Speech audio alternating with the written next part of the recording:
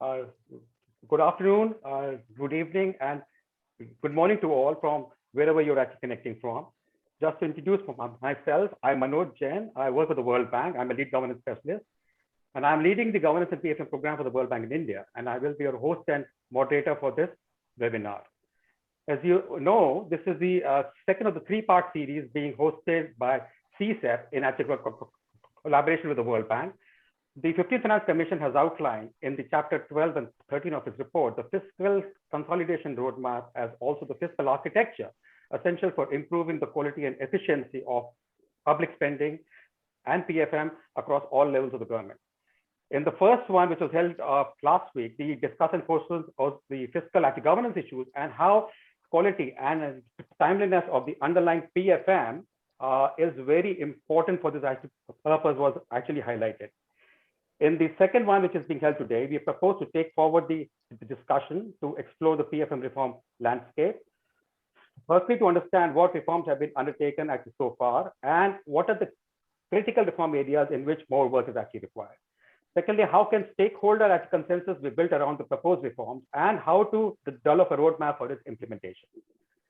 And just to build in the context, the FFC in its report has emphasized on the following reform aspects. Number one is strengthening macroeconomic and fiscal forecasting at the union and the state level, making planning more strategic and holistic, with union and state representing the medium-term policy statements like MTFPs, MTEFs, and MTBFs, enhancing performance orientation of the budgets to integrate the entire performance information in the budgets being prepared by the unions and the states, which will help in the monitoring as well as the decision making, along with the required reforms in the operational aspects, which should include the one of the accounting standards, the one in terms of the budget and account code classification, in terms of the entire representation of the budget, in terms of implementing, monitoring, and the entire evaluation aspects as well.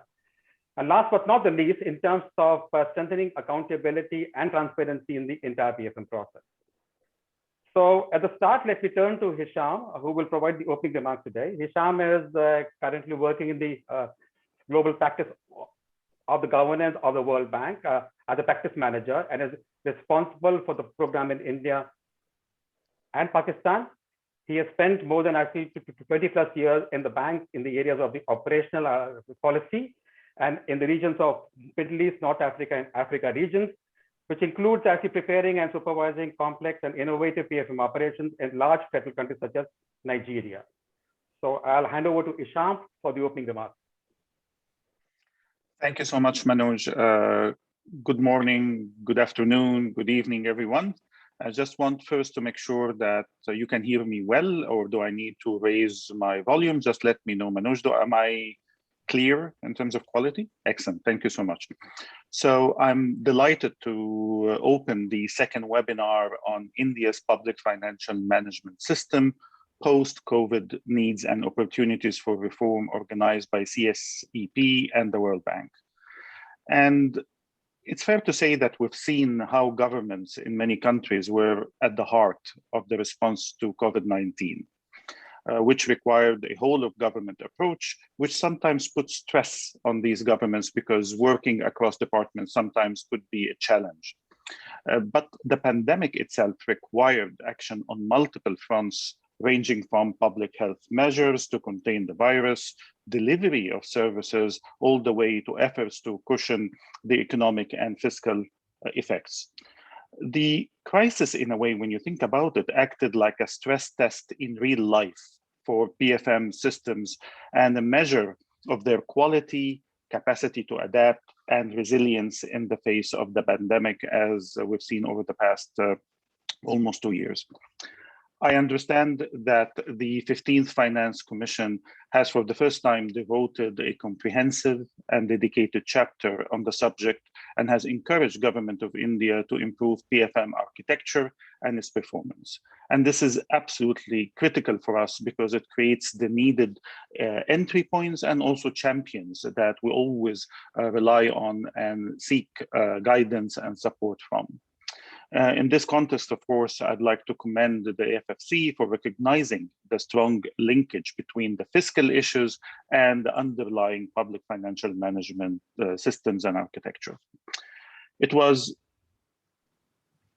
I just also would like to add here that I joined the first webinar, and it was great for someone that recently started to work on South Asia in general and India and Pakistan more specifically, to hear from the panelists their perspectives and on the fiscal governance issues that was held, I think, last Monday.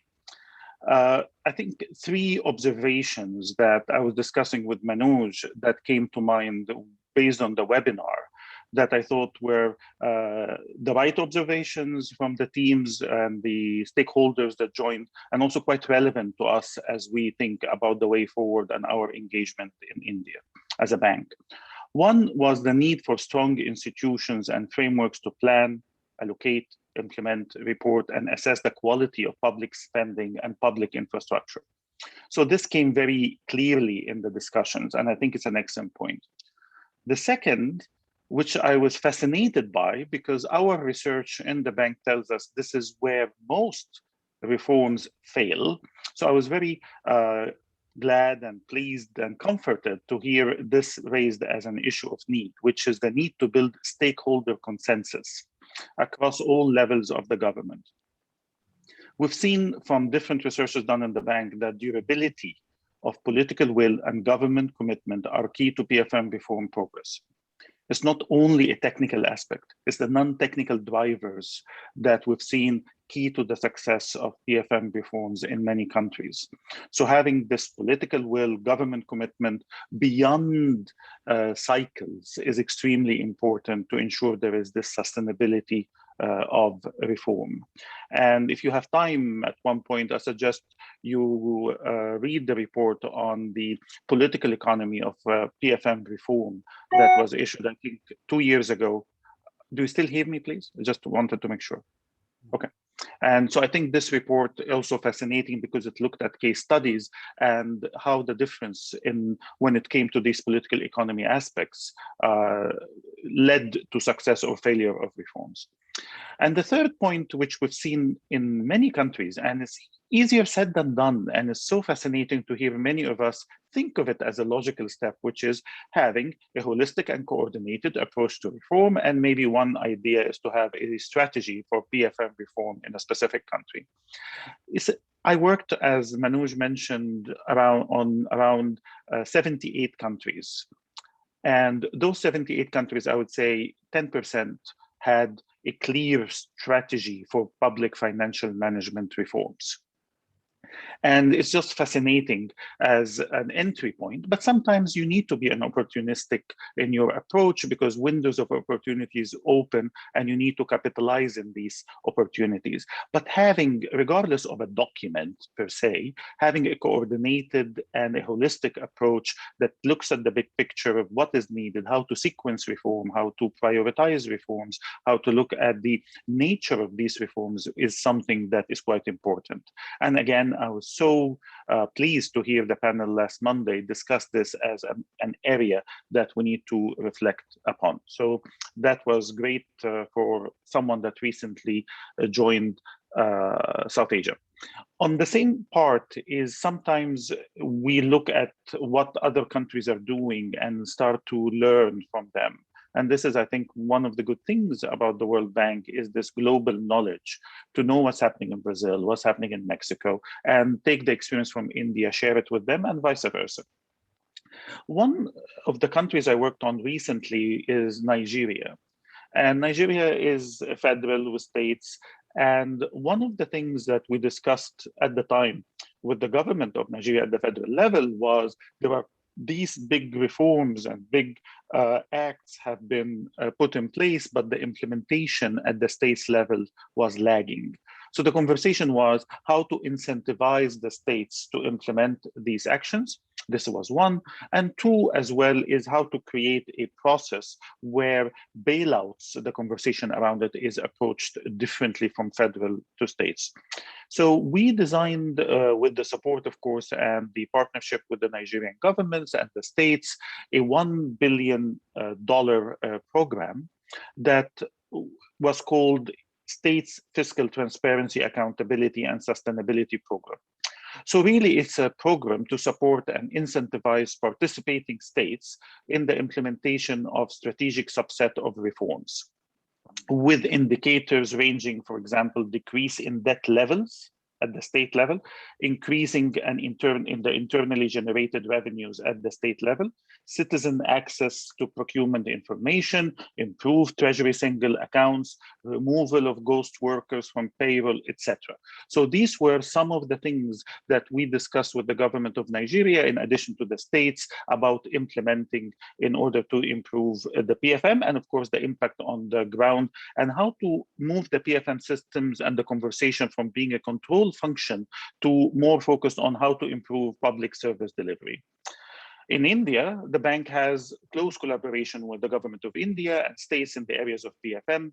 And of course, because it's critical to India and critical to us as well in the bank. So this perfect partnership is something that we're very proud of and definitely would like to continue and take to the next level in the relevant areas. Currently, we have 5 operations focusing on PFM in the states of Rajasthan, Himachal, Assam, Uttarakhand, and Chhattisgarh, financing range of interventions in public financial management. And I understand the finance secretaries and representatives from Rajasthan and Himachal are here with us today, and I look forward to hear from them and also exchange ideas going forward. The session today concentrates on taking stock of PFM reforms and how we build a road ahead in aligning the recommendations of the FFC, especially the need to evolve and agree on a comprehensive, phased but sequenced and time-bound PFM reform strategy for both the Union and the states, recognizing the need for policy, regulatory, institutional reforms, and leveraging technology to drive these reforms. Finally, I offer the World Bank full support in the process and look forward to the discussions here in the second webinar. And of course, meeting you in person, hopefully, when I visit India, and to have this conversation to the next level. I will now turn back to Manoj, who has been leading this work program in India for us in an excellent manner, and to begin the moderation for today's session. Thank you so much.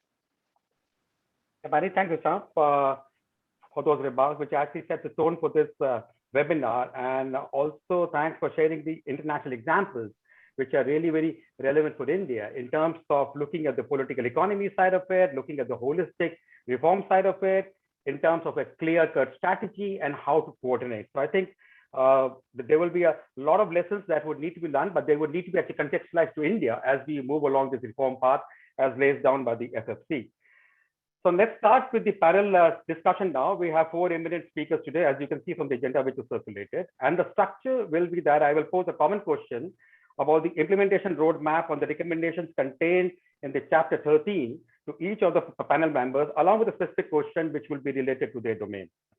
They will have about 12 minutes to actually provide their responses. And after that, if we have time, we can actually come back for the second round or open up the panel to speak about the issues which have been raised by the others. We will also pick up issues from the chat box later. So if all those attending could actually pose their questions in the chat box, and if also actually possible, identify the specific members who should address them as well. So first of all, we have Dr. Pinaki from NIPFP. He doesn't need any introduction, but let me say a few words. He's actually currently the director at the NIPFP, New Delhi. And prior to that, he's worked for several UN organizations, was also a member of the advisory council of the 15th Finance Commission, was also a member secretary for the Committee of Fiscal Statistics as well. So Dr. Pinaki, it will be really great to hear your suggestions on how to go about implementing the recommendations which have been actually contained in these chapters of the FFC. And more specifically, one of the major issues that FFC has raised is about the absence of the medium-term focus on the resources and the expenditures as part of the budgetary process, which often leads to unrealistic allocations, unrealistic actually projections, and as a result of which the entire realism in the entire process is actually lost. So what are the challenges in preparing a realistic medium-term fiscal plan, both on the revenue side and the expenditure side, including the investments as well as the borrowing, and what could be the possible actually solutions to address them in the Indian space? Dr. Pinaki? Thank you. Thank you, Manoj, Dr. Singh, Mr. Bajpayee, Dr. Mridul Sagar, Mr. Saxena, Dr. Hisham Ali.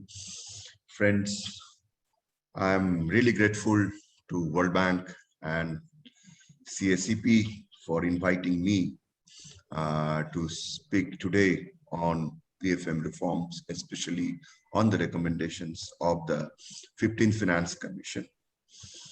I wanted to mention three specific observations made by the 15th FC in this regard.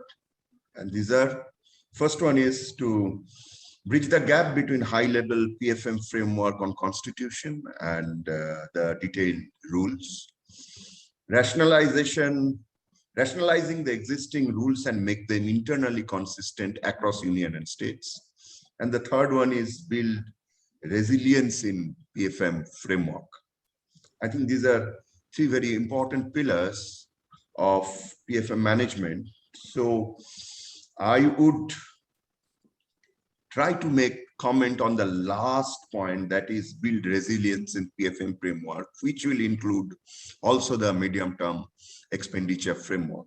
Now, it is well known that the weakest links in the PFM framework, as mentioned in the FFC report, is the link between medium-term expenditure framework and bottom-up costing of programs and budgets prepared by line departments. So that we have been discussing for quite some time, and Commission also has emphasized on having a more credible departmental medium-term expenditure framework to have a macro-level MTAPI if we are talking about states as well as for the center. A lot has been said on this. In the past, attempts were also made by the states, some states, but it really hasn't taken off. I don't want to repeat those ideas here, but wanted to emphasize that for a credible MTFPA bottom-up plan is critical. Today, as I said, I shall focus on resilient PFM framework in a federal system for a credible medium-term expenditure framework. Resilience of a system is best judged in times of crisis. So I'll also provide some fiscal data from state budgets for the year 2021 RE and 21-22B, which we have compiled in IPFP. To emphasize this point, as it captures fiscal shock emanating due to the COVID-19 pandemic. Resilient PFM framework in a federal system, in my view, should also focus on source of instability in a PFM system arising due to the federal structure. I think that is something which is critical. And to my view, there are three very important issues here. First is, in the context of COVID, the increase in fiscal asymmetry across levels of government, particularly in times of shock, depending on revenue and expenditure assignments. Second is the borrowing power of different levels of governments and availability of fiscal space, and the issue of soft and hard budget constraints. We know that states operate under a hard budget constraint under Article 293. And the third issue is reprioritization of expenditure depending on what is needed most in times of crisis. Now, let me focus on fiscal shock arising due to COVID. This is based on data of 28 states we have compiled in the Institute.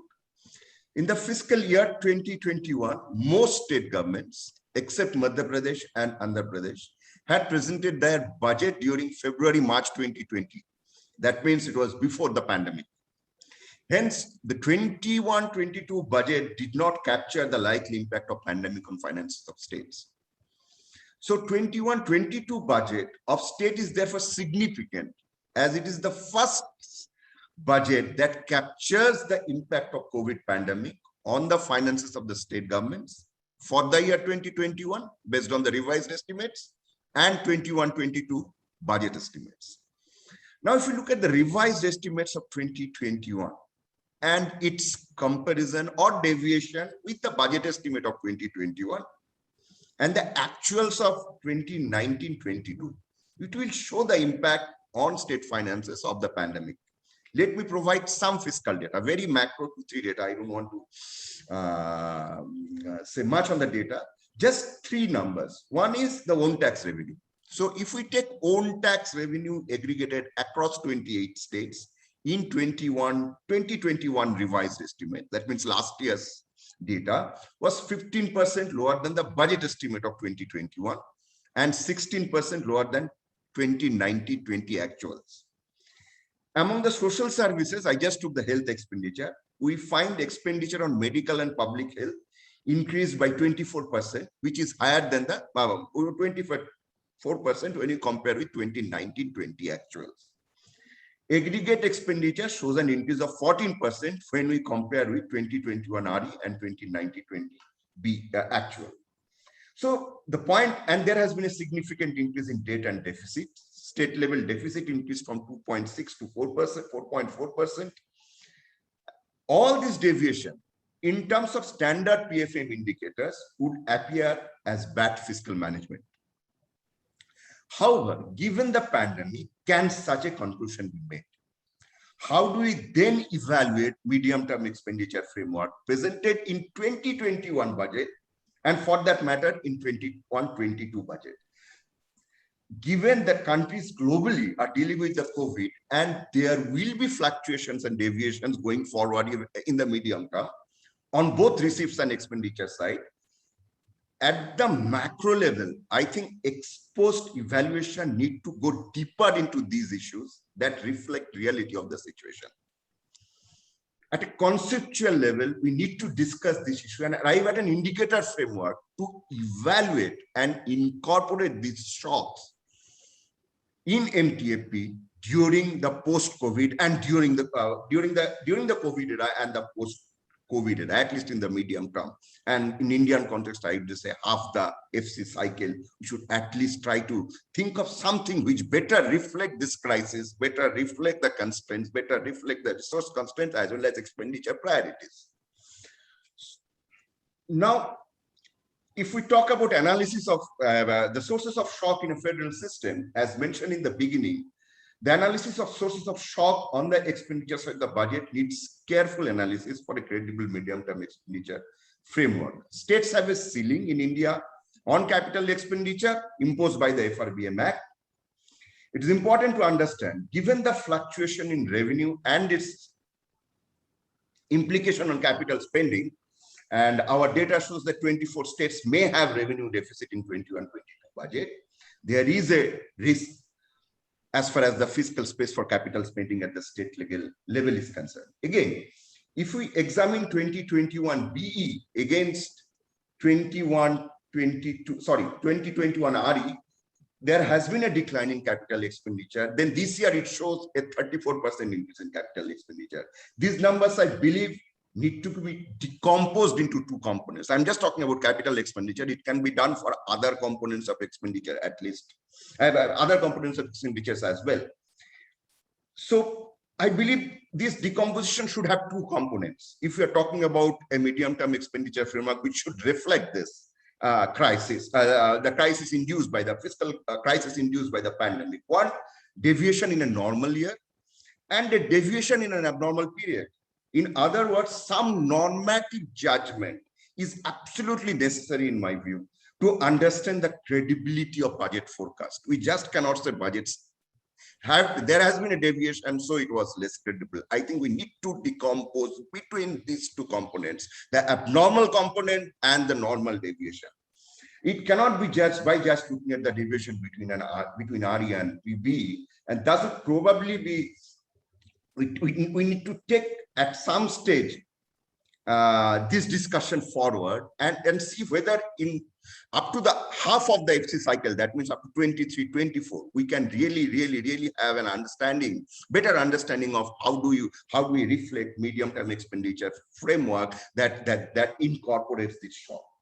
The next point is on plan and non-plan distinction. A comprehensive PFM system will be the key to improve the PFM system. With that objective, the plan non-plan distinction was abolished, and it was also emphasized that this will also increase operation and maintenance expenditure and reduce bias towards having new development scheme. We need to examine how this has changed fiscal management at both central and state level. So we are, I think, in the fourth year of the abolition of plan and non-plan distinction. Whether such changes have occurred at the state level and central level in terms of abolition of scheme, better expenditure on operation and maintenance, and whether it is anything different than earlier years when we had plan non-plan distinction. The last issue that I wanted to talk about is the leading versus lagging indicators. Not that I have a solution, but just at the conceptual level. I'll briefly speak about the lagging versus leading indicators in the PFM system. A number of frameworks have been developed to standardize assessment of PFM performance over time and across countries. These are extremely important tools and significant contribution to the work of PFM.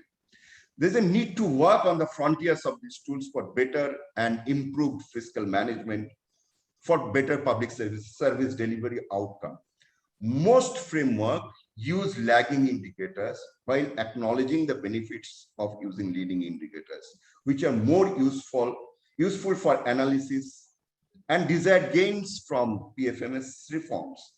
These leading indicators can be based on analysis of previous budget cycles to assess the strength of the current budget cycle, which also using interim indicators to help policymakers course correct during the cycle instead of relying on end-to-end exposed expenditure data. For instance, tracking aggregate expenditure on revenue outturn is a lagging indicator, but complementing these with leading indicators such as the capacity of the personnel, flexibility, and reach of the IT system to allow just-in-time fund release are equally important and can be monitored. Similarly, tracking fiscal risk indicators need to be supported by assessment of process, which ensures synergy between revenue expenditure stream and overall fiscal target to ensure optimization of service delivery. These are my initial comments. I shall be happy to answer questions you may have later on now. Yeah, thank you, Dr. Inaki, for those excellent observations, especially the one on the leading versus lagging indicators. I think that is a very interesting concept, because I think what you're actually suggesting is that you can use the interim year information in a much more proactive manner to help influence the policy making as well as the program implementation during the year itself, rather than waiting for the entire year to go and do a post-facto analysis from a PFM perspective, which does not really lead to policy issues. So we will have to come back to these issues actually later on. Now, let me turn to Mr. Prabodh Saxena from Himachal Pradesh. Mr. Prabodh Saxena is currently Additional Secretary in the government of Himachal Pradesh, and he has been previously Principal Secretary in the Department of Urban Development, Town and Country Planning, Housing, Power and Non-Conventional Energy. He's also the main counterpart of the World Bank PFM strengthening project in the state. He's also been a senior advisor to the director at the EDB and a joint secretary in the Department of Economic Affairs. So, Saxena ji, it will be really great to hear your suggestions on how to implement these recommendations, which are there in these two chapters of the FFC report, especially from a subnational perspective. And what do you really think that more specifically could actually be done in this regard? FFC has also identified an issue in terms of the plethora of schemes which exist both at the union level and at the state level as well. And you've also identified this as an issue in the state level. And I believe that you've been actually taking certain steps in rationalization of these schemes, and you actually have a plan in the offing, which will help you more bring the expenditures in line with the outcome. So it'll be really great to hear from you as to what those initiatives are and how can the other states actually learn from those initiatives as well. So Thank you, Manoj. Thank you for inviting me to join this panel with such esteemed panelists. Before I come to your specific question, I just wanted to make a very small point. Himachal is slightly strange in the sense that the budget which we presented in 2021 after COVID, we were most comfortable. We were most comfortable despite the pandemic for 2-3 reasons.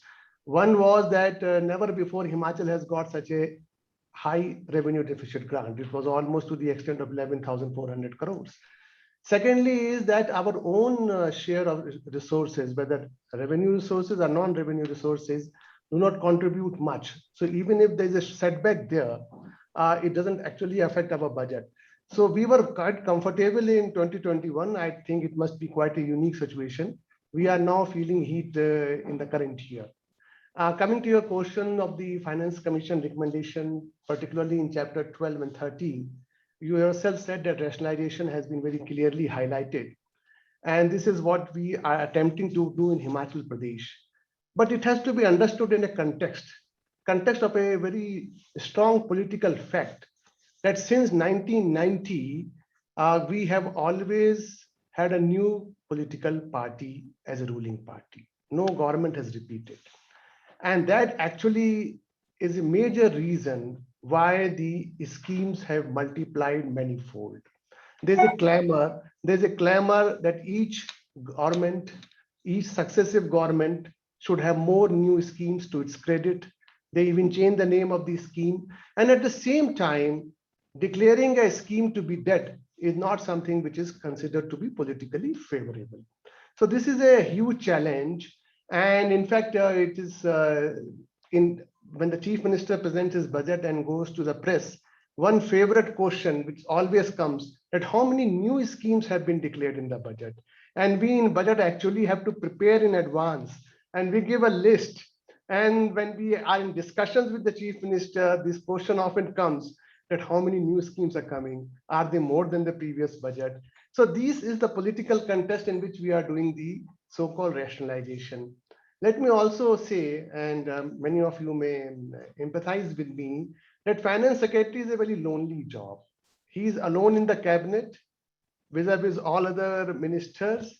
He's alone also vis-a-vis his colleagues who don't actually view finance secretary very favorably. They think he's there to put obstacles.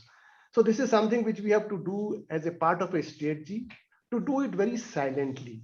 And the first thing which we do is that when we start sitting for the pre-budget consultation, we get an idea. And without making any noise about it, we start, and we have started doing it in the last 4 or 5 years, deleting some schemes, merging some schemes, without actually declaring it to the world, because that will have its own implications and own noises, particularly if the scheme has been announced by a previous government, then we don't do it. So we, in the last 2-3 years, what we have done is that we have actually merged various schemes and we have deleted a large number of schemes. And more than that, what we have done is that in many schemes, without declaring them dead, we have actually derived the resources. So maybe in coming times, these becomes redundant, and the department itself may propose that please obliterate these schemes from the budget book. But fortunately, we have a chief minister who is actually alive to the idea of rationalization. And with this support in this budget, we have actually made 2-3 things.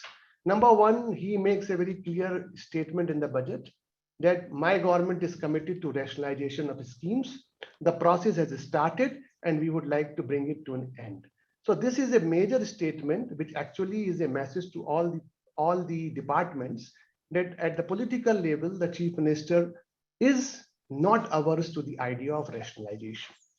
Another thing which we have done in the budget this time is that we actually in the pre-budget meeting, we realized that there is huge amount of conflict between two very important departments of the state. One is agriculture and the other is horticulture. Agriculture is the parent department, but horticulture over a period of time has assumed significant importance. So there are various schemes which the agriculture department is running, both for agriculture department as well as for horticulture department. So there is a tremendous amount of duplication, overlapping, and also conflict. Another very important issue about Himachal, if you look at these schemes, is that 90% of the population is rural. And therefore, all the people who are working in the government department are also agriculturists or farmer in their own right, and horticulturists as well. So the schemes are not properly targeted. Maybe if you give a scheme on floriculture, a section officer in my secretariat may be the first to get the subsidy. So these were some of the issues, and therefore in the budget, I actually made a very broad statement, and we said that we will constitute an expert group to look into the issues of agriculture, horticulture, animal husbandry, and other allied sectors. And we will look at rationalization, we will look at convergence, we will look at merger, we will look at deletion, we will look at removal of the duplicacy. And when the statement was made and the budget was passed, the general view was that let us organize a committee under the chairmanship of Chief Secretary. I said this is not the idea, and this was never the idea. We have to actually go for an expert group, and we went and requested the member of the Niti Aayog that please head this committee. And then he gave us 7-8 names. So this committee has now been formed. It has had its first meeting where all the department presented what type of schemes they have. And then the next meeting is on 8th. So we are very hopeful that something very sensible will come out, because we have been able to actually constitute a very expert-oriented committee. I am sure when this committee will come up, given the public proclamation of the Chief Minister that he's all for rationalization, we will be able, and if we can correct this, at least in these two very important sectors of agriculture and horticulture and animal husbandry, it will give a very important message. Another thing which I am doing, because we have made an announcement that we are trying to bring the process of rationalization to a close end, we are hiring an agency which will assist us in identifying these schemes, because now we are going into the budget making and we will not be able to devote as much time. And as I was saying, the departments are not very proactively engaged in this, and they're not very keen also. So this agency will actually give us all the material and data.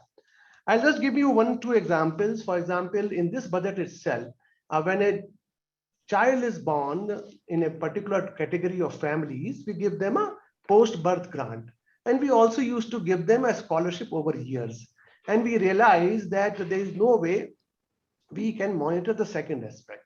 So we merged the two schemes, and the budget itself says that we will not have scholarships anymore, but we will have a post-birth grant of 21,000. So these are some of the other ways. One more thing which we have done in the name of rationalization, though it is not exactly rationalization, we have taken it to next level, and we have done is that we have actually reduced subsidies. And we have nowhere talked about rationalization. So taking the advantage of COVID, we made 3 prominent announcements. One, that there will be rationalization of whatever is the grant of the state government in the power sector. And we did it very well. And we have actually retained the amount of subsidy which goes to the lower consumers. But as far as higher consumers, including me, are concerned, the rates have been increased. There is a saving of almost 100 crores. But we have nowhere said that we are reducing subsidy. We only said that we are rationalizing the scheme. Second thing which we have done in the COVID is that we said that as far as the food subsidy is concerned, because in Himachal Pradesh is universal PDS, everybody is entitled to a PDS. So we actually made a statement in the budget that we will rationalize this also, and we have taken out the income tax pays. And when the matter came, we said we take out the income tax pay, but we are not actually totally saving the money. There is still a scope of increasing the number of beneficiaries under the National Food Security Act. So we took out about 150,000 beneficiaries who were income tax pays and increased the beneficiaries by about 50,000. So this is how, though strictly speaking, it is not rationalization, but in view of the fact that rationalization is a progressive term, we have used it to correct these power and the food sectors.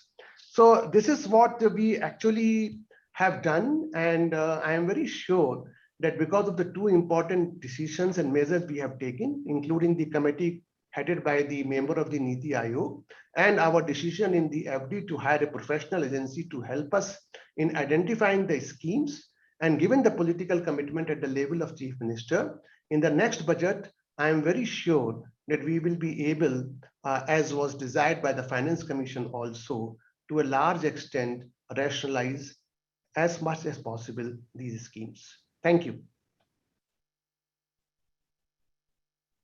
Thanks, Prabodji. I think that was really very informative, especially because of the multi-pronged effort that you actually put in place and also handle the entire political economy of the process as well. You didn't go for a big bang approach, but for a smaller and a modular approach, which we're looking at these actually verticals in order to actually have a practical way of actually going here. So I think that's a great example as to how you can undertake reform without going for a full bang approach, as well. Now let me now turn to Rajasthan. Rajasthan, we were not able to get Akhil ji because he was actually suddenly pulled into a meeting with the Chief Minister. But luckily, we have Ashutosh ji, who is the Joint Secretary in the government of Rajasthan. He has been in actually several departments, including finance and the EAD.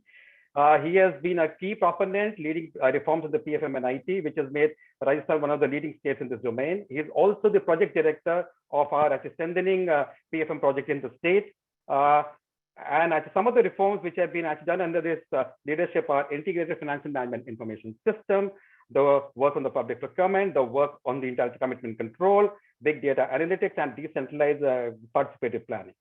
So let me turn to Ashutosh ji. Ashutosh ji, just from your side as well, from the state side, it'll be really great to hear your suggestions as well, especially about these recommendations and how can you actually connect the dots over there, especially in terms of leveraging the technology. We've been actually working with the state of Rajasthan for a long period of time, and we know that you've done a lot of reforms on the ICT and the technology side, which have actually worked both on the revenue side and on the expenditure side as well. So what are the key PFM reforms that FSC has recommended, which could be implemented using the ICT and the interactive technology part, both on the revenue side and the expenditure side? So it'll also be good to hear your own examples in terms of what you've been doing in the last few years. Thank you, Manoj ji, and all the esteemed panel members and participants in the webinar. This is the opportunity to the state of Rajasthan also to bring forward not only the views concerned with the recommendations of the 15th Finance Commission, but at the same time, the efforts which the state of Rajasthan has been undertaking since past many years in the same direction. I've been fortunate to prepare the memorandums for the 15th Finance Commission as well.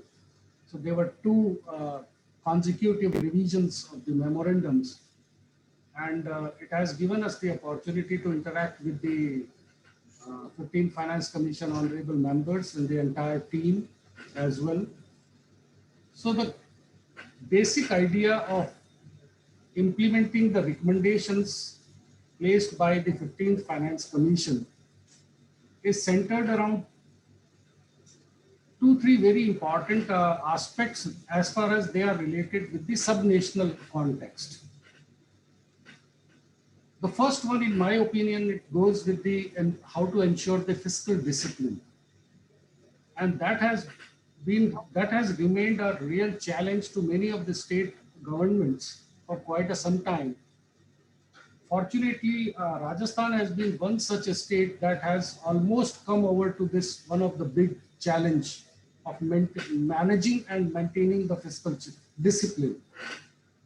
And this has been possible because of our continued efforts since last almost 10 to 12 years, while we have been building up an thoroughly integrated financial management system. So Rajasthan as such, as on today, is the only state or the subnational government in India which has the most advanced system of financial management. So this IFMS which we have contains almost nearly around 60 different type of modules covering entire revenue and entire expenditure side, and there is not even a single transaction which is not happening on the system. So that is 100% coverage of all revenue transactions and expenditure transactions. This journey has been really tough, no doubt in that. But now we have come to a stage where we have been able to implement the second generation financial management reforms with the support of the World Bank also. So now the time is coming to enter for us into the third phase of the development.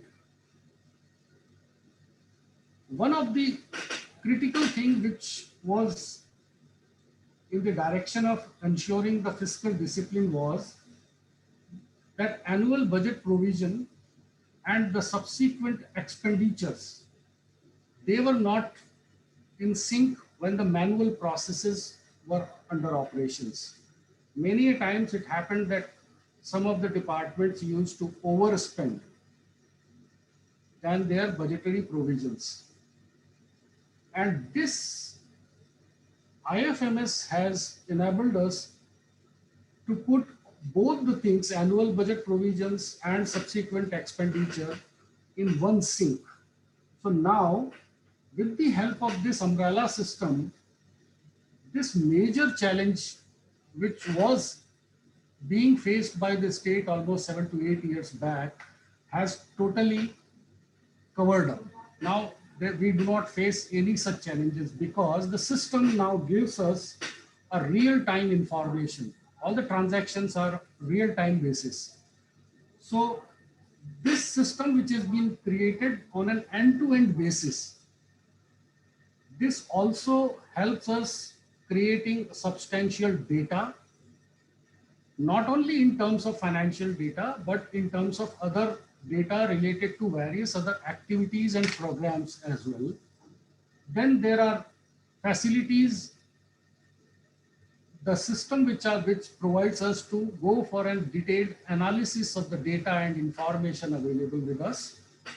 And then it helps us in appropriate decision making. So this is one important aspect, that the budgetary provisions and subsequent expenditure now are in sync. Then comes the next stage. What we have introduced in our system is the just-in-time expenditure. This concept has been introduced with the help of IFMS system, that whenever the fund is really required, it is released by the system with the help of the system. So the processing time has been reduced grossly, and now everything works on the system. So this just-in-time expenditure is the best example of use of information technology tools into the area of financial management, where all the transactions are real-time transactions and every information is available in hand. As the Finance Commission has also recommended many critical aspects related to the centrally sponsored schemes. One of the major development that has happened after that the union government has instructed a mechanism to the state governments for the fund transfers for the centrally sponsored schemes. And an important aspect is creation of this SNA system. This SNA system is basically will be put in place with the help of transactions taking place through bank accounts. Now here there is a case which is very important to understand. Usually what used to happen many years back, that the states and the subnational governments were taking help and recourse of their personal deposit, that is PD account mechanism, operated through their treasuries. So this was quite an old system and traditional approach.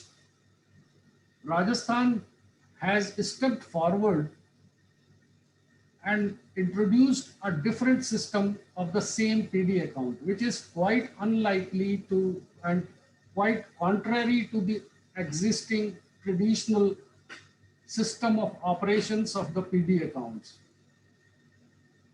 Now all the PD accounts are working in Rajasthan just at par with the bank account. So there is practically no difference operating a bank account and operating a PD account. The only difference is that you don't have to go to the bank, you just have to go to the treasury.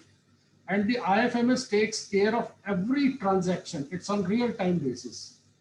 So practically there is no funds dumping in the PD accounts. That used to be the major concern of the union government, that states are dumping their funds into their PD accounts and using for their cash balances management.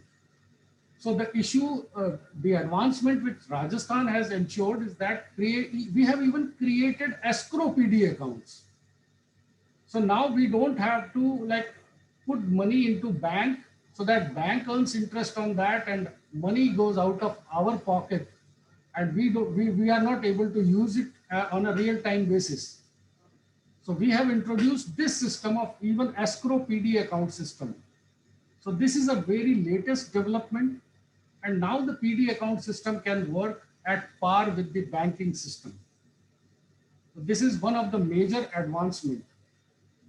Then going to the aspects of the state government, how it is managing the efficiency and other aspects while managing the finances. One of the very, very important aspect is that managing the cash balances. As the Finance Commission report has highlighted, not only in case of revenue deficits, in case of major subnational governments, but also in case of the debt part.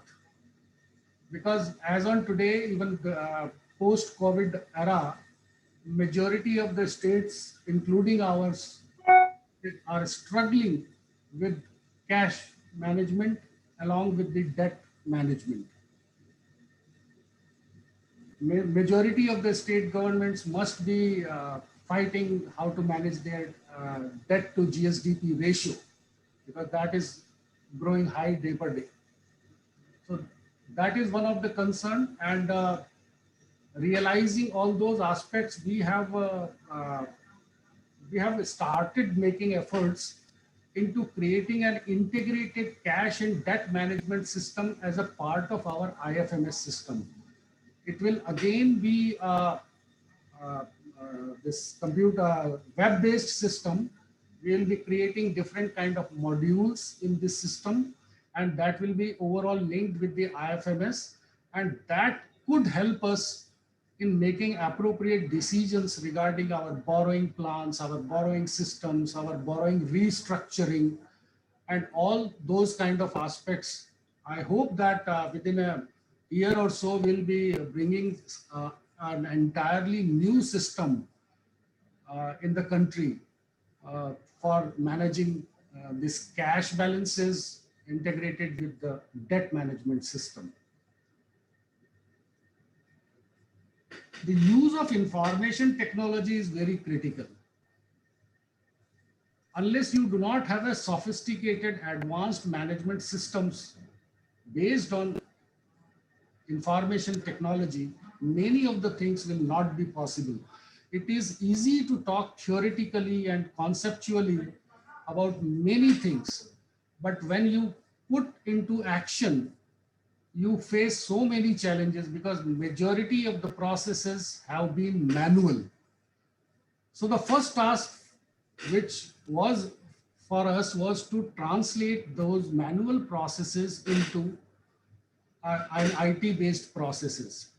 Now we are going in a third phase. That is, we have termed it IFMS 3. So that is the third phase of IFMS, where we are going to include advanced aspects on not only on information technology. Our platforms will be revised, our systems will be revised, and one very important aspect that we will be covering is covering all the parastatals. That includes all the autonomous bodies, all the societies, all the panchayati raj institutions, urban local bodies. So now they all will be brought into the under the umbrella of the integrated financial management system. Till now we have this IFMS limited to the government system. Now we are extending it and covering the entire aspect at the subnational level. So the biggest advantage of this increasing or enhancing the umbrella system would be, it's not only the tracking of transactions and activities happening across the board, but the most important part will be linking the planning aspect to the budgetary aspect, which is a total missing link as on today.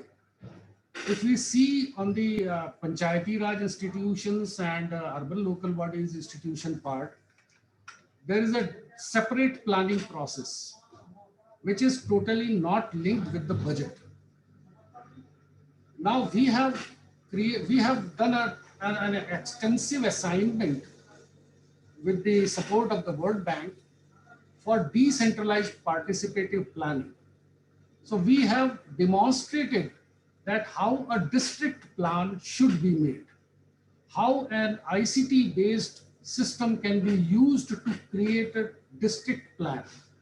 So this demonstration we have completed recently, and now we are going for the next phase, that how this planning could be linked to the budget preparation cycle and exercise of the state government. So that is the next step which we are going to take. Similarly, there are many other aspects related to parastatal bodies where the money from consolidated fund goes to those bodies, autonomous bodies, granting aids, and they are not properly tracked. We are left with the information provided by those concerned agencies only. There is no such system. Now this integrated system will take care of the entire portfolio. This will not only help us in creating a system where evidence-based policy decisions will be taken. So the terminology evidence-based policy system, we have studied a lot on this, and we did work on one very interesting aspect, that we took the help of big data analysis concept with the planning department, and we went for a holistic exercise that how the secondary and transactional database, which we already have, and this database was huge database, because we had Bhamasha scheme and Jan Aadhaar and many other scholarship schemes, education sector schemes, health sector schemes. There was a plethora of data available, but there was no in-depth analysis was done. So what we did, we made an attempt to analyze all the data. And then on the basis of those data, although that was a first-hand exercise, we came up with the different kind of indexes. One of the interesting index was prosperity index. So that data has enabled us up to great extent, and there is a lot of opportunity to work with the data. So this assignment taught us few lessons, that how we can forward with more data analysis in sectoral based policy decisions. So that is how we are trying to to move towards evidence-based policy decision-making system. Then we have also created very recently there is a budget announcement by the Chief Minister that we will be taking up detailed analytical and other excellency systems in the revenue side, which Anup sir was discussing in the beginning. We were discussing. So we are taking an initiative, and we have established one revenue side, focusing on revenue side, that is Center of Excellence for Revenue Intelligence and Analysis. So we are covering all the aspects from revenue side, mining, transport, excise, all GST and everything. and we are going for database detailed analytical system. This will not only help us the detailed analysis, but it will also help us in fraud detections. We have like attempted few case studies, and there have been very interesting findings. We could have detected a few cases where there was a revenue leakage, and that was stopped. On the similar aspect, when we say that parallelly, we have also, the state is a pioneer state in India when we launched the health insurance scheme, which is popular now, very popular. It's called Chiranjeevi Swasthya Bima Yojana, and we have covered the entire population of the state. And we are now creating an entire online system for this health insurance scheme. Majority of the work has been completed, and very soon now the policies and every application and policy processing system is being done on the system, this health insurance system itself. And there are hospitals which are providing treatment. They are also being connected to the same system. So this will be another big step that the state government has taken.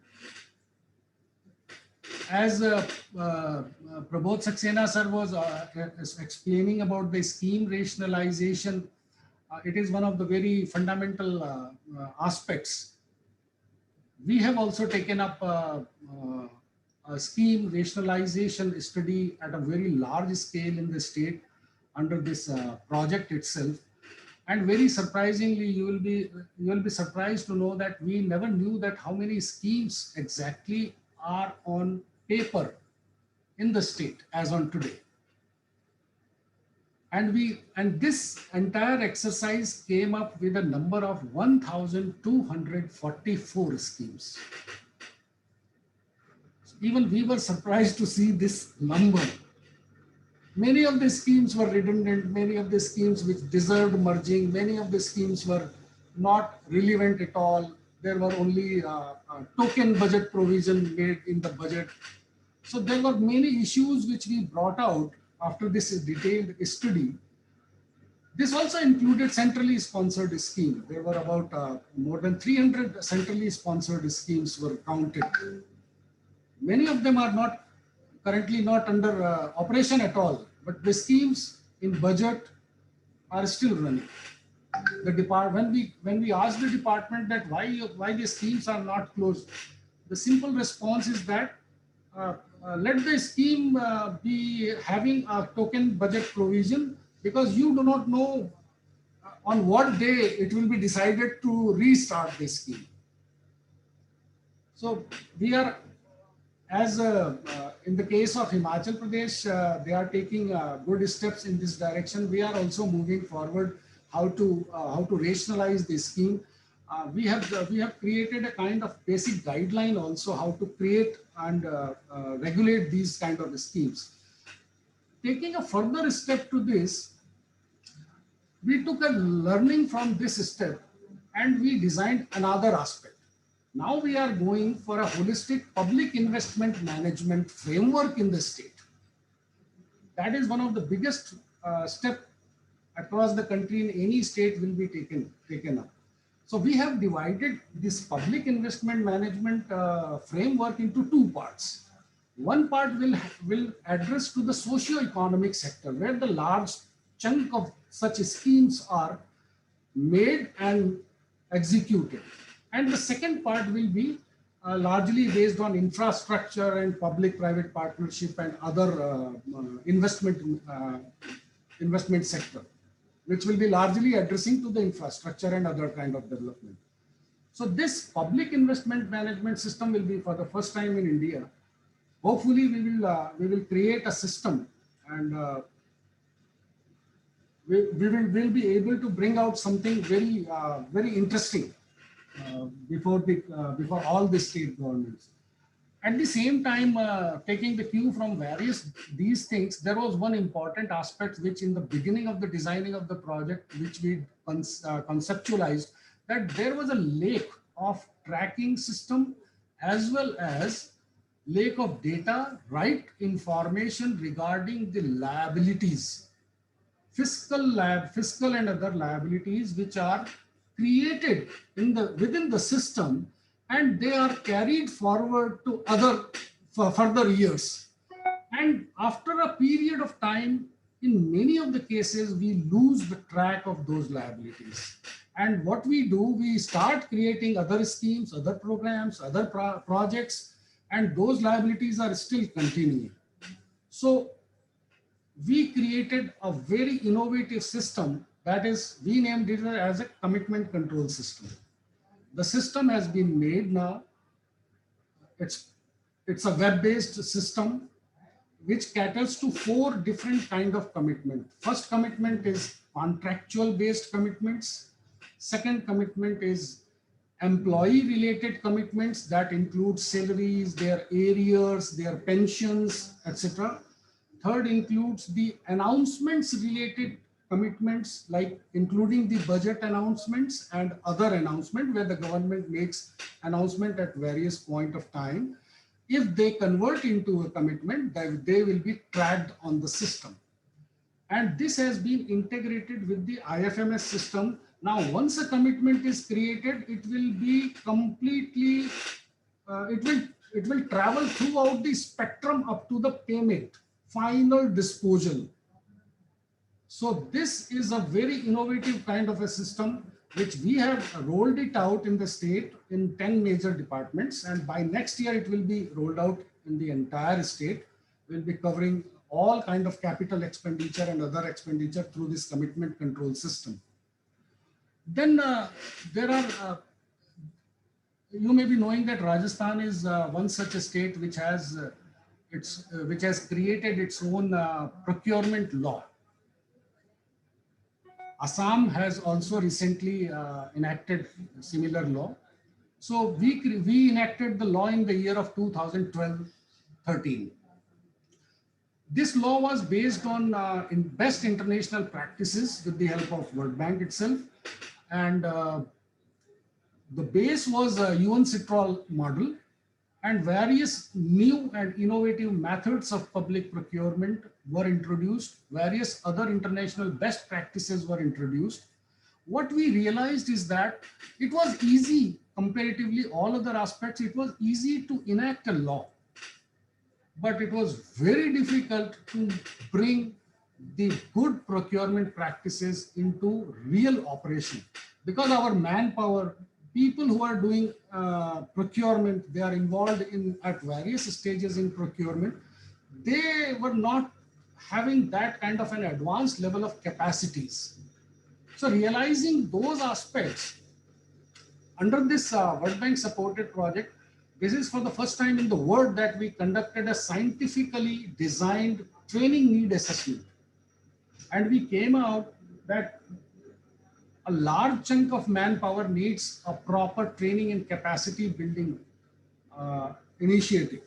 So now we are going for a massive level of mass training program in the procurement sector, beginning this year itself. In addition to that, we have finance department, which is the owner and ownership department for the procurement and such kind of decisions. We have created a cell which is called a State Public Procurement Facilitation Cell in the finance department itself. So we are strengthening that the capacity of that cell also under the project itself, and we are making we are bringing up new systems. So we are running short of time. Yeah, sure. I'll be summing up in a minute or two. Okay. If you can, please.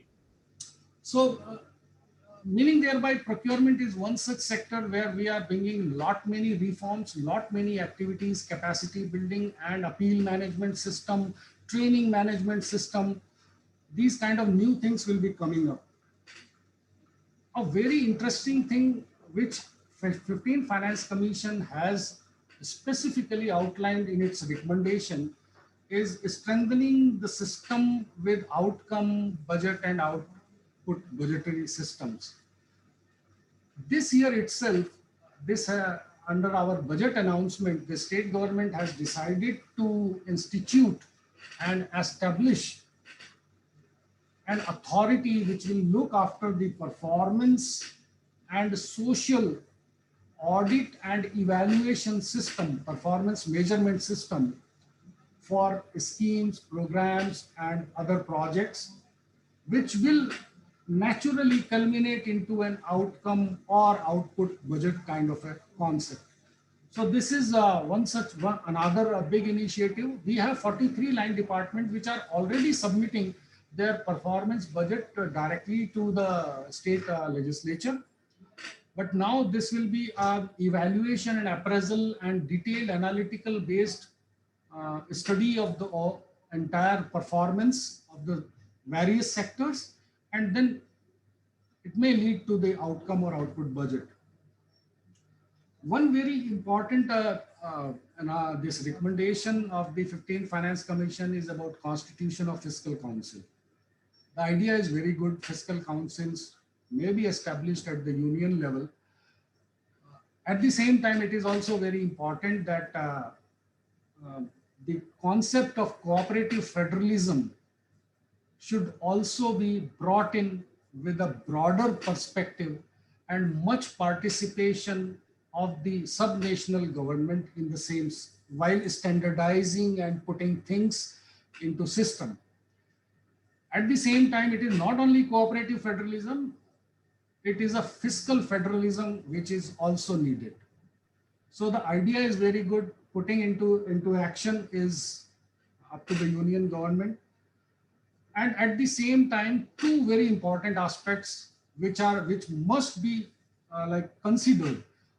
One is state contextualization as far as the chart of accounts is concerned. Now what we have is a chart of accounts prepared at the union level. States barely have their say or their participation in those chart of accounts. And while doing accounting, detailed accounting, one or other state governments faces different kind of challenges.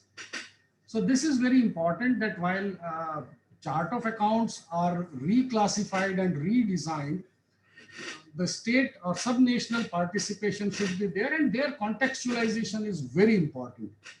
Same is in the case of when we go for GFS. So currently India is our system, accounting system, and all other systems are based on GFS 84. So now the international standards are based on GFS 2014. So we should be moving towards 2014 in a much professional way. That is one of the critical reform in the PFM sector that could happen. I think I have covered one just last point, which Finance Commission has also recommended for macroeconomic and fiscal analysis and forecasting. I would like just to share our experience with the association of IMF. Rajasthan has created a very ICT based tool for macroeconomic and fiscal analysis and projection. We have also shared the same tool with many of the state governments. Because of COVID, we also could not bring it into real practice. Now we are also planning that this should be brought in as a practice because the tool has been prepared meticulously. So I think I have explained many of the things which we are doing, and hopefully we'll fulfill many of the objectives that we are taking up in Rajasthan, and obviously it will help many other counterpart subnational governments from our experiences. Thank you, Manoj, and thank you all. So thank you, Ashutosh ji. From a practitioner's perspective, that's actually quite a lot to absorb. I know that you've been actually working across the entire PFM sector from planning, budgeting, accounting, financial reporting, including lots of issues in terms of the payment, in terms of the commitment control. So I think it will be really good to take stock in terms of the outcome and what has really changed as a result of all these reforms as you go along. So now let me turn to the Reserve Bank of India, who is the central bank for the government, and it will be really good to hear from them in terms of the perspective of what this report has been saying. So we actually have Dr. Mridul Sagar. He is the Executive Director at the Reserve Bank of India and a member of its Monetary Policy Committee. He actually oversees the Monetary Policy Department of Economic Policy and Research, and the Strategic Research Unit as well. In his career as a central banker over 3 decades, he has vast experience in various areas of macroeconomics, monetary policy, financial markets, international financial architecture, and global financial regulatory regime as well. So, Mridulji, I mean, you've heard the other speakers as well, and you know that actually pandemic has posed new challenges for the fiscal side, also on the PFM side, and also on the entire monetary policy side as well.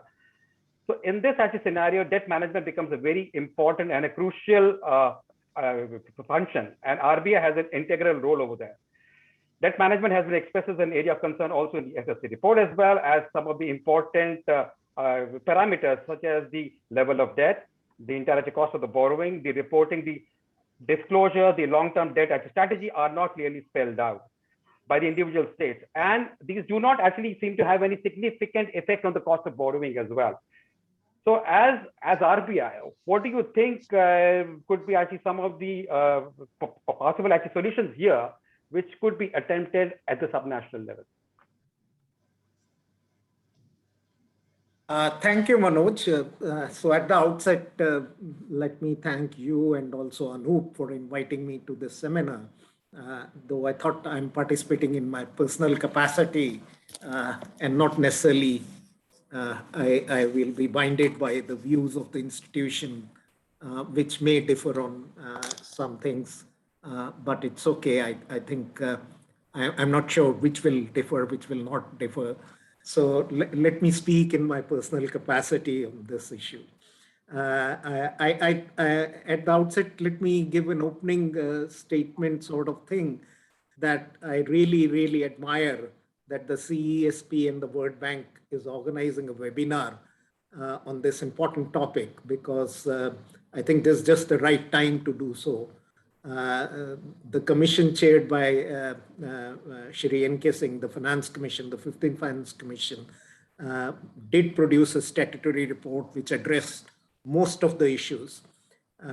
It's actually more than a statutory report, because I think it's a treatise on Indian public finance, whether one agrees with all its recommendations or not. But they have, I mean, only the blockheaded people will ignore the broad path it has laid down. You know, you could have some differences, yes, but it has set a really good path. And I'm reminded of what Rahm Emanuel, the advisor to President Obama, later he was mayor of Chicago, during the global financial crisis, said that never let a good crisis go waste. So I think this is pretty apt at this juncture.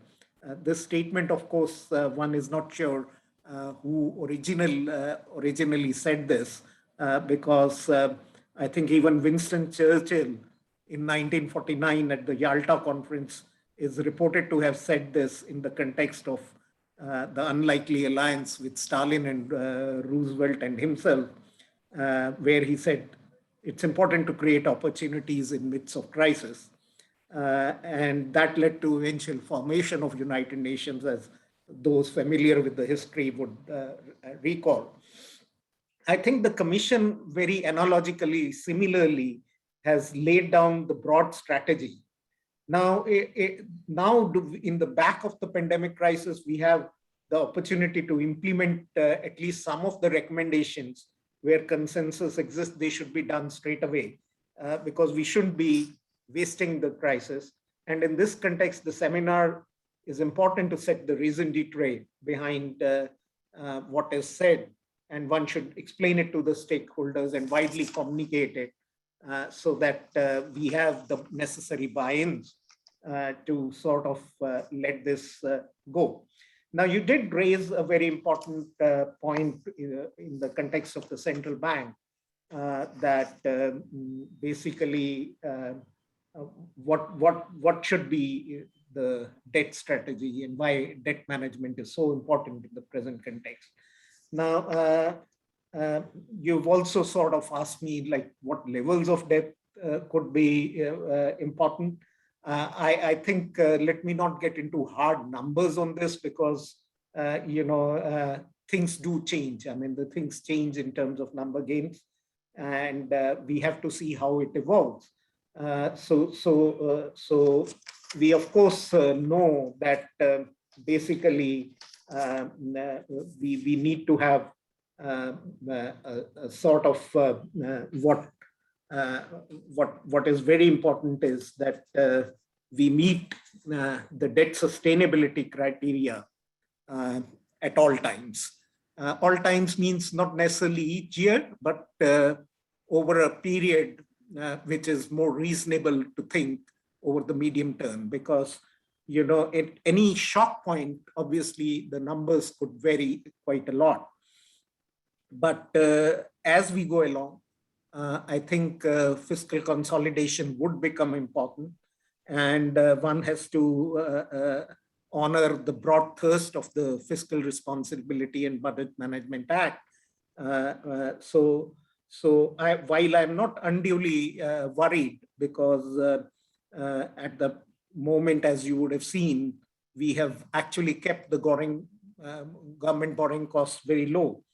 So, for instance, last year, the weighted average cutoff yields in the government auctions were dropped to a 17-year low of 5.79%, and that for states at 6.55%.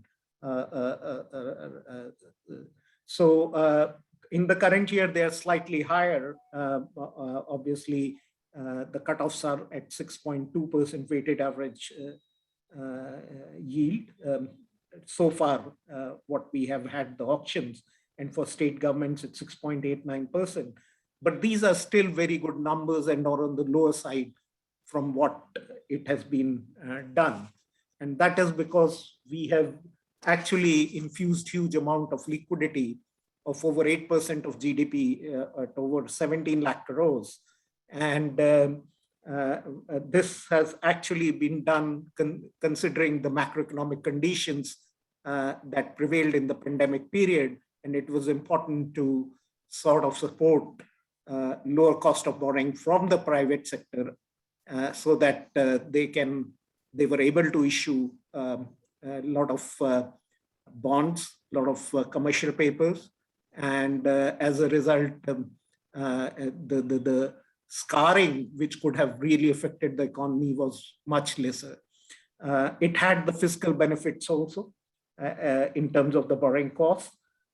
So roughly, if the economy is expected to grow at 9.5% this year and the weighted average cost roughly at 6.5%, it's a very good sign, because that sort of shows that we can return to the very sustainable path of fiscal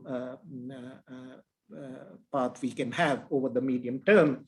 The important angle to it would be that we need to sort of bring down the primary deficits as we go forward, because that is what the Blanchard rule applies to.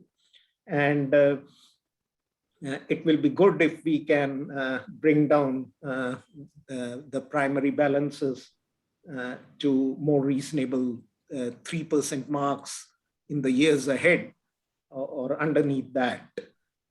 So that it's important to keep the debt on a sustainable path.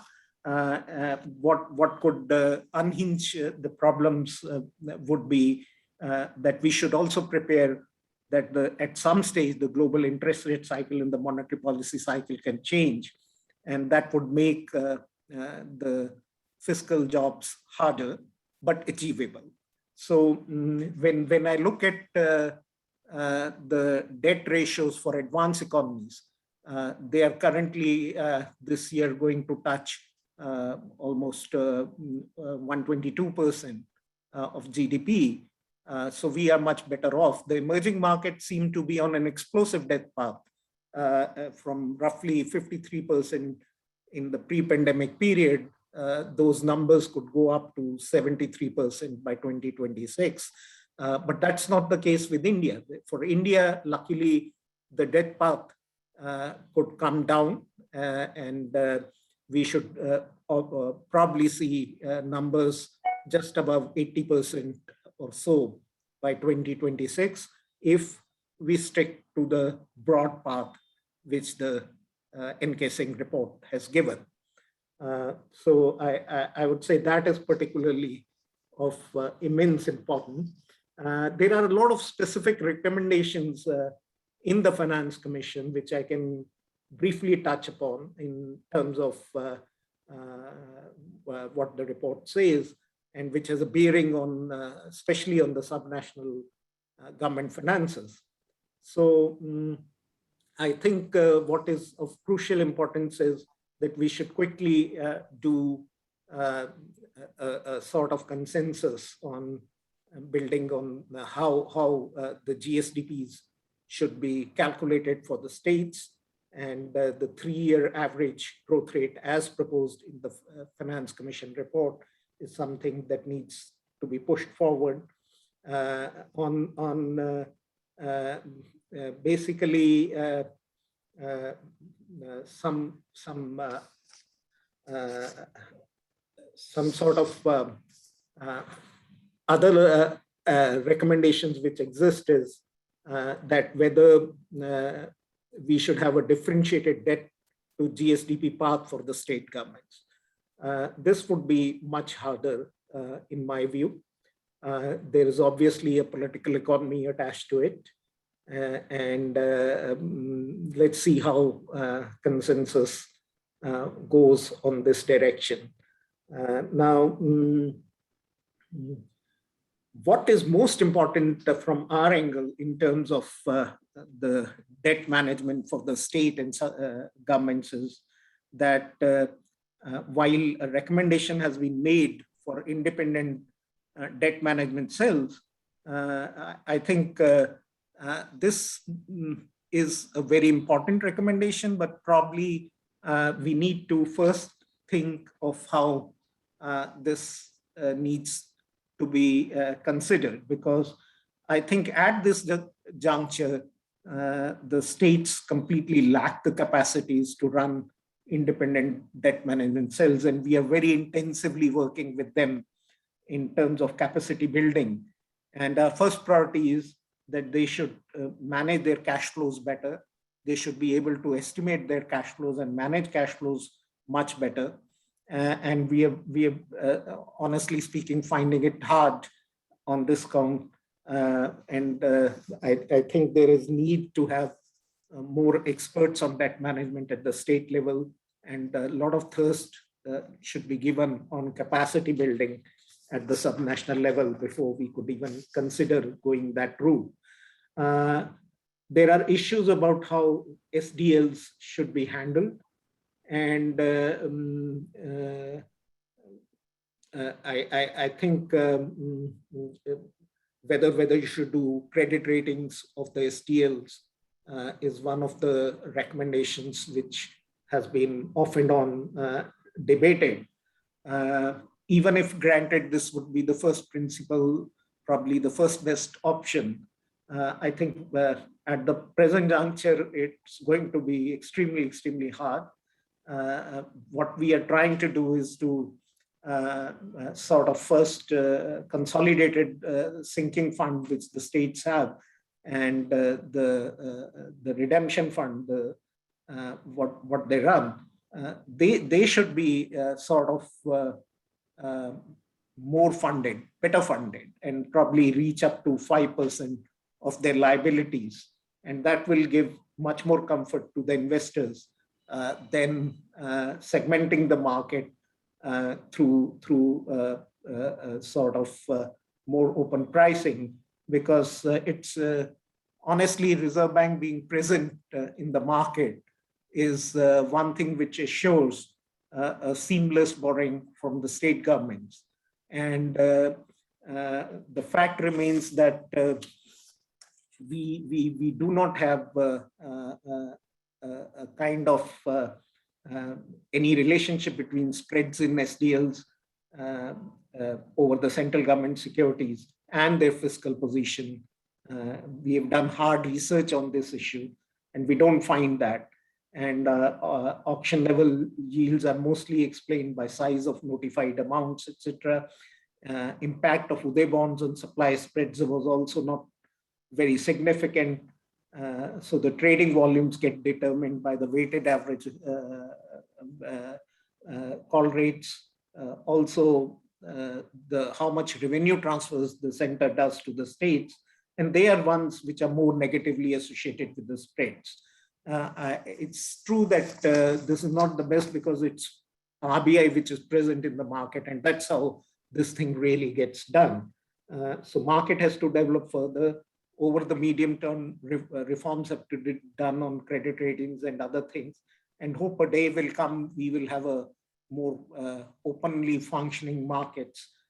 But the reforms have to be done with the timing in that particular sense. You know, we have already revised the WMA facilities in line with the recommendations made by the committee. And we have also supported larger borrowings during the pandemic period, which is going on till September this year. So all this is sort of keeping the whole thing very, very eminently nice. Transparency is extremely important. I think that's where the focus should be, because virtually, I think it's a very sad state of affairs that the contingent liabilities, etc., are so understated in the state budgets. I mean, the state budgets, off-budget transparency needs to sort of improve considerably. The municipal finances is even worse. So like we have to really go a whole log on that, especially the urban local bodies, you know, I mean, if you would have done one Abhirup Bhunia from the fund had done some work on this and found that many urban local bodies score the bottom rating, the D, for reliability of the service data reported by them.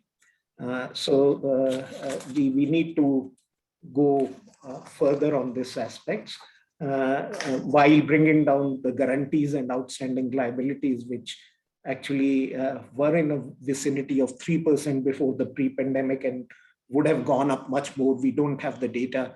We tried collecting it from the states. The states' budgets don't tell the data. We haven't got the information on liabilities. I mean, there are a number of things where information from the subnational levels are missing.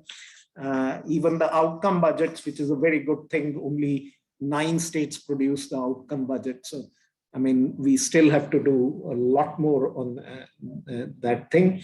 Lastly, I would say the recommendations about rules, fiscal councils are important, but we have to see how we have to go about it. I would say parsimonious and mutually consistent fiscal rules is what we need.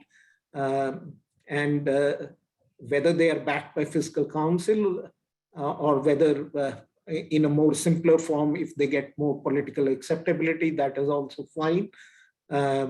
What is important is to consider the second generation fiscal rules, which are more flexible, operational, and enforceable. We should see how cyclically adjusted levels can be worked out, but they would obviously need fiscal councils, but that's not something which looks easily doable. But short of that, also fiscal rules can address some pre-commitment is necessary, both for credibility the investors may have, etc. So let me stop at this because otherwise it will become pretty long and we can have later the discussion. Thank you. Thank you, Mitulji. I think that's really very good because it actually emphasizes the same point that the other speakers have been making in terms of the transparency, in terms of the accountability, in terms of bringing the off-budget liabilities onto the books, and to take a look at the outcome side as well, both in terms of the entire fiscal side or the debt management side, but also in terms of being able to link whatever money which you raise, that is also going to be repaid in time. And if you have a sinking fund, which is actually funded at about 5%, that would also help out the entire process as well. Thank you so much. I think we're just running a little bit over the time, but let's just stay actually connected. I think that was a pretty interesting debate. We've actually got a few questions, but I think some of those actually questions have been answered by the panel members already. So I'll not repeat them. But I think from an overall perspective, I mean, one of the main actually takeaways from the SFC report and what we just heard from the eminent speakers today, that we need to see PFM as not only a tool from a transparency and accountability perspective, but as a means to an end to help improve the public service delivery in sectors such as health, education, infrastructure, and also in actually climate change as well, which will then help it actually connect with the growth and actually poverty reduction agenda in India. It is this nuancing, it is this actually perspective and the objective that can get all the stakeholders on a table together and help develop a concerted, well-coordinated and sequenced reform strategy in place, because you need to see this not only from the supply side, you need to see this from the demand side as well. And if you look at the demand side, that's a good way to get all of the stakeholders actually together. This would need to be contextualized to the local ground reality and demonstrate a path of rapid results on concentrating on low-hanging fruits first, which can then help establish the traction for this reform across the levels of the government as well. So let me just stop at that and go over to Mr. Anup Singh to offer his actually closing remarks. He doesn't need an introduction.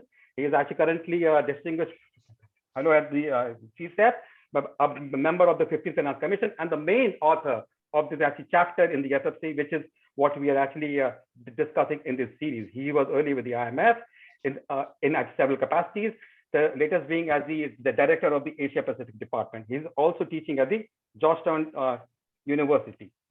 So over to you, Anoopji. Thank you very much. This is too rich a discussion for me to give any closing remarks. Each one has given fundamental points. Let me just make two quick points and in closing. First, I think the fundamental issue, as many of you have said, is the large gap between, let's say, the financial management framework into constitution and all the other regulations and manuals and guidelines on the other. What impressed me in the Finance Commission is that there is great awareness of this in all the states. Certainly, NIPFP has explained to us very often the implications of this, and the RBI has written about it. So I think this fundamental problem that faces India's public financial management is well recognized. And I do think many or all states are taking incremental steps, more in some cases than others, to deal with this. So reform is underway. The issue, however, is right now my sense is that states are moving because they need to move. This is a crisis, and we need to ensure money is spent efficiently and transparently, as Mridul said. But how do we ensure that this is done in a unified way across the center and the states? If it's not done in a unified way, it would be very difficult to understand at a macro level what is the underlying situation.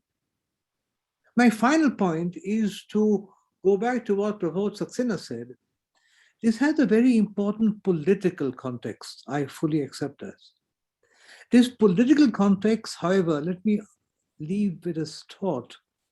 If there is a gap between this constitutional framework of financial management and all the regulations, my sense is, as I've heard and learned over all the states I've been to, this creates, frankly, a way in which political decisions can get roped in.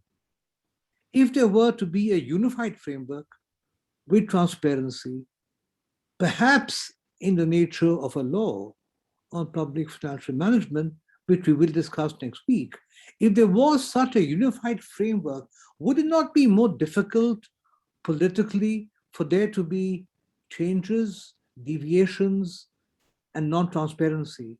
So in order to deal with the political context, don't we as officials have to put together a unifying scheme? And the issue is, you all agree with that, So how can we catalyze that? That is what I'm trying to find out. And I think we should all think about this, come back next week, and maybe consider other interventions, other seminars in the future that will take us forward. From my side, this has been incredibly useful. I've learned a lot in the last 3 years and now from each of you. So thank you so very much. So Manoj, over to you. Many thanks, Anoopji, for those valuable actually comments, which actually sum up today's discussion so very well. So we actually come to a close of this webinar. We'd like to thank all the panelists who provided such excellent suggestions and examples in terms of how to move forward the agenda. I mean, you can work at a holistic level, you can work at the ground level, but there needs to be a dot, as Anoopji was saying, in terms of actually connecting the whole, so that the outcomes are actually larger than individual pieces which are happening at the subnational level, and they need to all actually join up actually together. Just to remind that we have the third and the final webinar next week, so please stay tuned in. Do register and attend. This will be on the overarching PFM framework in India, whether a PFM law is actually required. If required, how could this be actually moved ahead? How do we get the stakeholders together? Many thanks and actually goodbye to you all. Thank you. Thank you. Thank you, Manoj. Bye-bye.